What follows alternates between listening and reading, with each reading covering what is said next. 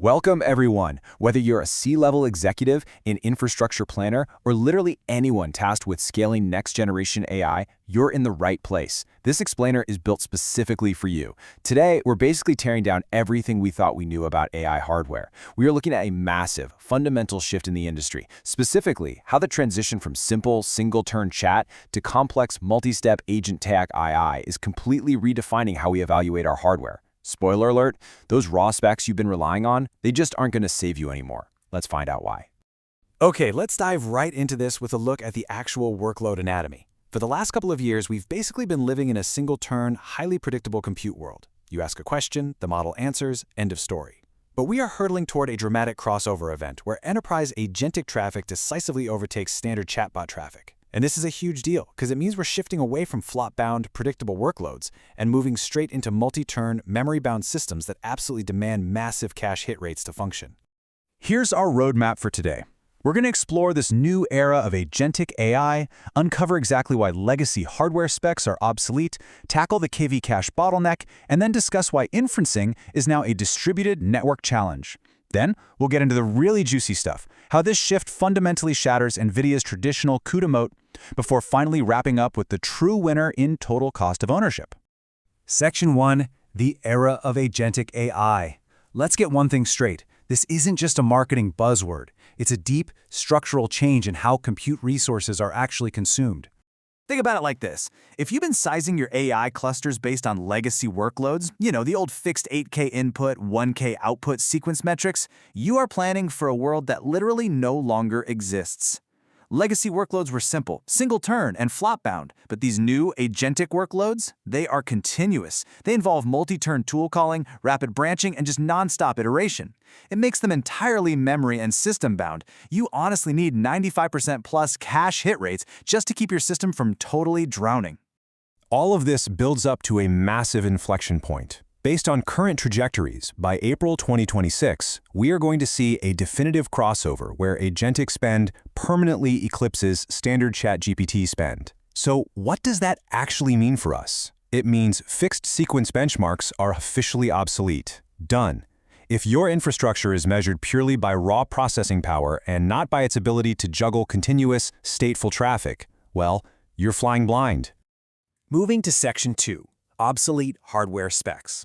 This perfectly sets up a really dangerous paradox in infrastructure planning today.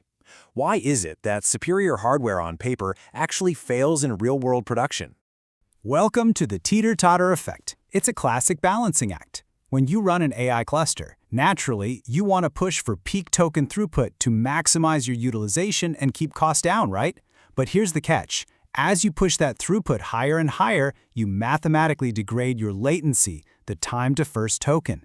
Pushing the system too hard throws your latency right into the red danger zone. And at that point, the application becomes completely unusable for a human or even an agent waiting for a response. And this brilliantly illustrates the real-world consequence of that teeter-totter. If you just look at the spec sheet, AMD's MI355X looks super competitive on average. But averages lie, my friends. Actual telemetry reveals these catastrophic 100-plus millisecond latency spikes. Why? Because of unoptimized software kernels that just cannot handle the complex memory staging required for heavy agentic traffic. The hardware is fast, but the software trips over its own feet. Section 3. The KV cache bottleneck. So we've seen the spikes, but what's actually causing them? We got to look under the hood. Every single time an AI agent takes a turn, it generates memory. We call this the KV cache. Now, as linear turns progress, the ratio of cached input to new input gets super high. Basically, computation takes a backseat and memory retrieval becomes the main event. But wait, it gets crazier.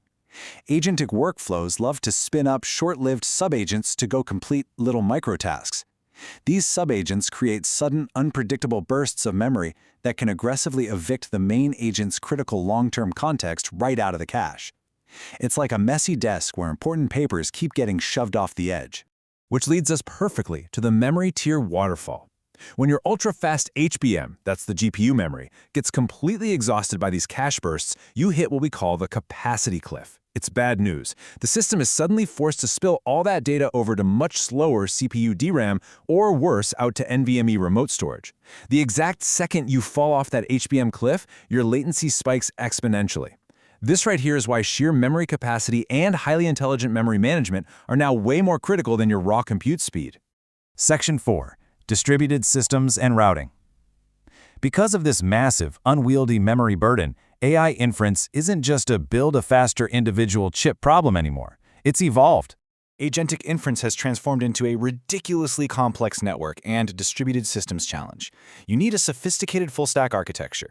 You've got the routing front end, the pure compute inference engines, like vLLM, and critically, the KV cache management and data movement layers. If these layers aren't talking to each other in perfect harmony, your multi-million-dollar high-end GPUs are just going to sit there idle, literally twiddling their thumbs, waiting for data to arrive over the network. The magic solution here lies in disaggregated routing. Imagine you have a megabyte of cached prefix for a specific user sitting on one node. If your load balancer is dumb and blindly sends that user's next request to an idle GPU that doesn't have that prefix cached, boom, you just triggered a massive, expensive recompute penalty. That's why disaggregated data parallel-aware routing is absolutely essential. You literally have to route the incoming request exactly to where the memory already lives. Section 5. The Evolving CUDA Moat. All right, this brings us to a huge, industry-shaking revelation about NVIDIA's long-standing competitive advantage. So, we've just established that raw computing power, those precious flops, is now completely secondary to memory management in the agentic era, right? Well, if raw speed isn't the bottleneck anymore, we have to face a really provocative reality. Is NVIDIA's famous low-level software layer CUDA still the impenetrable moat we all thought it was? If the game isn't about running kernels super fast anymore, then what is it about? So, the crucial point is this. Traditional low-level CUDA is effectively dead as a competitive moat. I know, big statement, but it's true. It's no longer about having the fastest proprietary kernels or the best raw matrix multiplication. The true bottleneck, and therefore the true moat, has moved way up the stack. It's now all about system optimization. We're talking memory management, parallelism engines, and routing orchestration. These are full-stack, highly distributed challenges, not low-level single-chip problems. The CUDA advantage at the bottom just doesn't protect you if you can't orchestrate at the top. To really put that into perspective, let's look at context parallelism. When you need to split a massive 200,000 token context across multiple GPUs, NVIDIA is still winning because they've spent years optimizing ring exchanges to move that memory flawlessly across nodes. AMD currently lacks this back-end support. But crucially, and this is the big takeaway, this gap exists in the orchestration layer. It exists in open-source engines like vLLM. The actual battleground has shifted entirely away from proprietary CUDA kernels and into the open-source community optimization space. That is where the war is being fought now. Finally, Section 6, the true winner TCO. Ultimately, all of this fancy architecture and distributed routing boils down to one thing: total cost of ownership. I really want to let this reality sink in. Read this with me. The software-driven efficiency gap is so profound that even if a competitor provided hardware for free, NVIDIA would still be the cheaper TCO option. That is wild, right? It completely shatters conventional wisdom about hardware procurement costs. When you're buying infrastructure today, you are not just buying metal. You are buying the software orchestration ecosystem that allows that metal to actually function under extreme agentic pressure. And the hard data absolutely backs up this paradox. When we measure total tokens per dollar versus interactivity at production-grade latency, NVIDIA's B200 delivers a staggering 5 times better cost efficiency per dollar compared to AMD's MI355X. Think about that. Even with a massive raw memory advantage sitting right there on AMD's silicon, their unoptimized software stack completely squanders it.